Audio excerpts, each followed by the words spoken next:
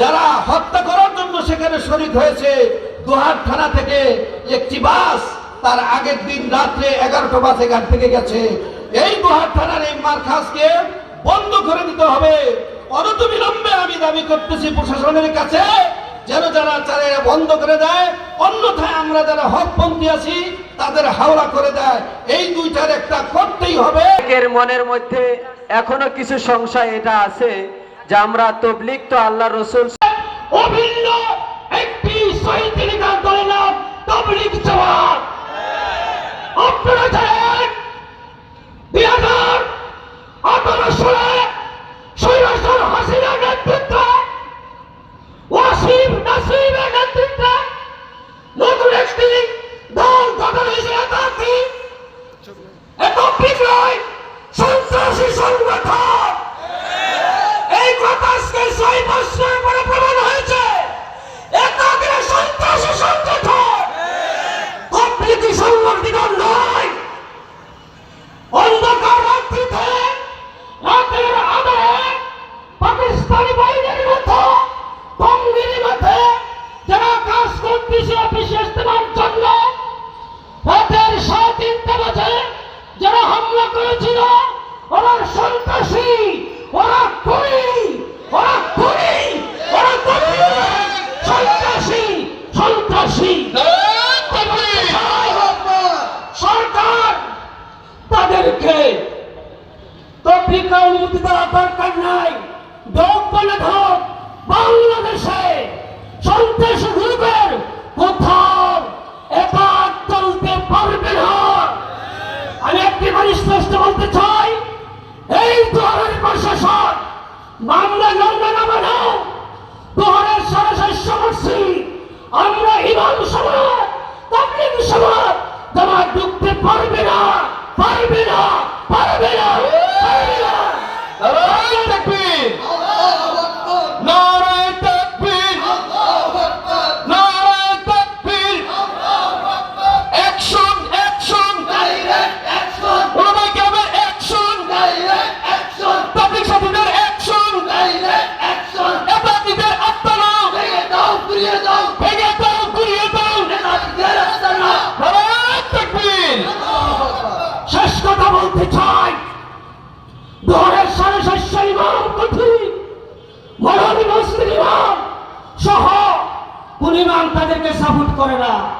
আলহামদুলিল্লাহ বলে দোহারের সাথে সাথে কওমি মাদ্রাসা, আলিয়া মাদ্রাসা সহ কোন আলেম, কোন প্রিন্সিপাল, মুহতামিম তাদের পক্ষ নাই। এই জন্য আমাদের এই প্রশাসন বলতে চাই, তবলিগ কারা চালাইবে? চালাইবে আলেম না সন্ত্রাসীরা? আলেম না সন্ত্রাসীরা? আলেম না সন্ত্রাসীরা? আলেমরাই সমাধান করবে। নাসবিল্লাহি পাঠন করেন কথা হবে রাজপথে।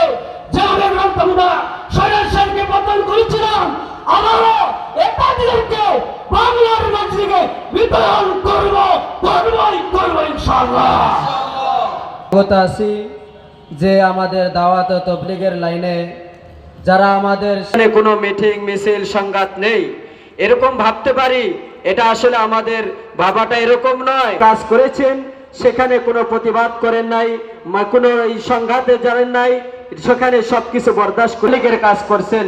কিন্তু সেই সাথে সাথে রাজপথে এরকম ভাবে জিহাদের ময়দানে এরকম ভাবে এটা একটু যদি যে একজন সে প্রত্যক্ষদর্শী ছিল তার মুখে আমি শুনেছি, আমার ওই ইস্তেমার ময়দানে একটা মাদ্রাসা আছে, ছোট ছোট নাবালিক শিশু বাচ্চাগুলো মাদ্রাসার মধ্যে কোরআন পাঠ পড়তেছিল। কোরআন শরীফ পড়া অবস্থায় তারা কোরআন গুলো এমন ভাবে নিক্ষেপ করতেছে, এক একটাকে এক একটি নিক্ষেপ করে ওই ছোট ছোট বাচ্চাগুলোকে ঘাড় ধরে আছাড় মেরে ওই তুরাগ নদীর ভিতরে নিক্ষেপ করতেছে।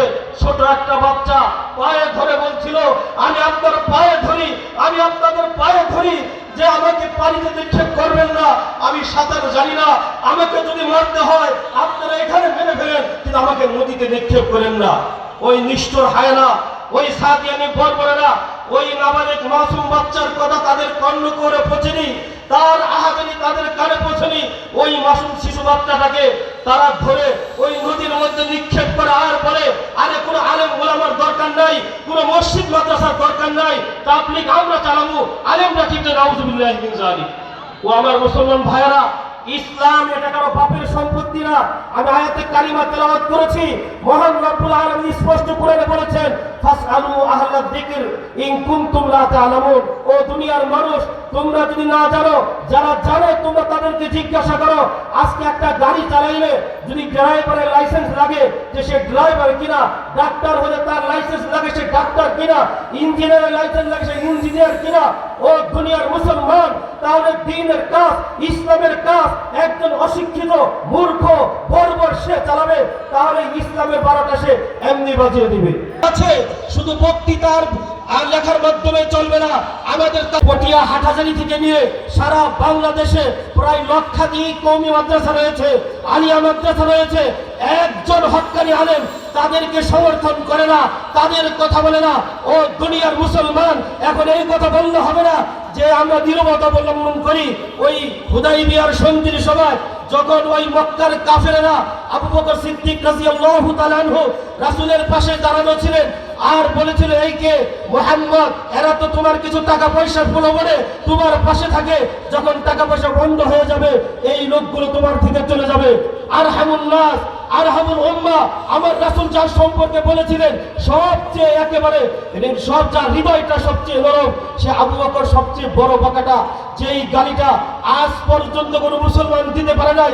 বুখারীর কিতাবের মধ্যে সেই গালিটাও এসেছে। আবু বকর বলেছিল উমসুস বাজদাল্লাহ ওয়াল উজ্জা, আরে মক্কার মুশরিকরা ওই তোদের লাত আর উজ্জার লজ্জাস্থান, তোরা চুষতে থাক, তোরা ওইটা চুষতে থাক।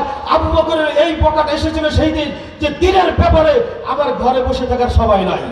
এই জন্য সাদিয়ানি ফিতনা, এই ফিতনাকে আমাদের সর্বপ্রথম দোহার থানা থেকে তাদের কবর রচিত করতে হবে ইনশাআল্লাহ। আমরা সকলে সম্মিলিতভাবে এই দোহার থানার কেউ সাদিয়ানি সদস্যের সাথে এই গ্রুপের সাথে জড়িত থাকলে আমরা খুঁজে খুঁজে বের করব এবং এই হত্যার আমাদের ভাইদেরকে যে হত্যা করেছে এর রক্তের দাবি প্রথম তার থেকে বুঝে নেব। আল্লাহ তাআলা আমাদের সকলকে উলামায়ে কেরামের তত্ত্বাবধানে দ্বীনের কাজগুলো সহিভাবে করার জন্য তৌফিক দান করুন, আমিন। ওয়া আখিরু দাওয়া। একাধিক বেদাবিদের বাংলাদেশ নয়। সংগ্রামী তৌহিদি জনতা, আমরা দেখতে পাচ্ছি কালেমা চত্বরের কোনায় কোনায় তৌহিদি জনতা অবস্থান করেছে। এখনো পর্যন্ত আমরা আমাদের ছাত্রদেরকে আনি নাই। তোমরা তো বলো ছাত্রদেরকে দিয়ে আমরা মাঠ ভরি, কিন্তু সাবধান হয়ে যাও, আজকে জয়পাড়া কালেমা চত্বরে এসে দেখো কোন মাদ্রাসার ছাত্ররা এখানে অবস্থান করে নাই। কথা বলেন ঠিক কিনা? দোহারের তৌহিদি জনতা, সাথী ভাইরা, দ্বীনি ভাইরা সবাই উলামায়ে কেরামের সাথেই আছেন। কথা বলেন ঠিক কিনা? সংগ্রামী তৌহিদি জনতা, সর্বমহলে সর্ব জায়গায় সর্বস্তরের মানুষ এটাকে কবুল করেছেন এবং এটার প্রশংসা করতেছিল। কিন্তু 2016 আগে ইহুদি এবং নাসারাদের মাথার ভিতরে তাদের রক্ত গরম হয়ে গেল যে তাবলীগ জামাতের এই জামাত বিতর্কহীন, বিতর্ক ছাড়া এভাবে যদি আগে বাড়ে তাহলে ঘরে ঘরে দিন পৌঁছে যাবে, ইসলাম মজবুত হয়ে যাবে। এটা তাদের বরদাস্ত হলো না।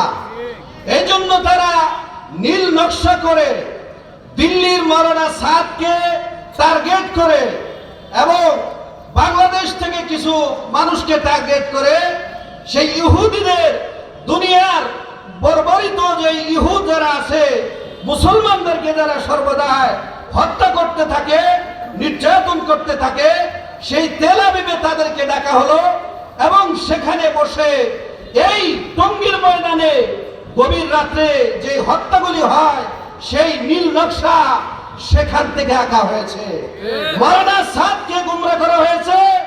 দিল্লির সেই সাদের কিছু অনুসারী বাংলাদেশের ভিতরে আছে, তারা বাংলাদেশের ভিতরে একটা ফিতনা সৃষ্টি করতেছে।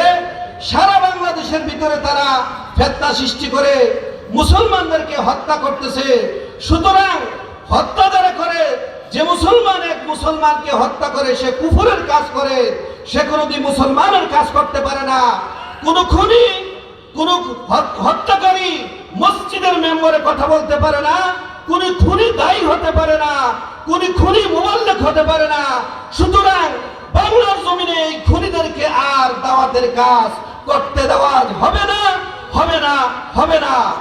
বিশেষ করে দোহার থানার ভিতরে যতগুলি মসজিদ আছে, যে কোনো মসজিদে যদি আজকের পর থেকে কোনো সাহাদিনী, কোনো সাতপন্থী ঢুকে, আপনারা আমাদেরকে বলবেন।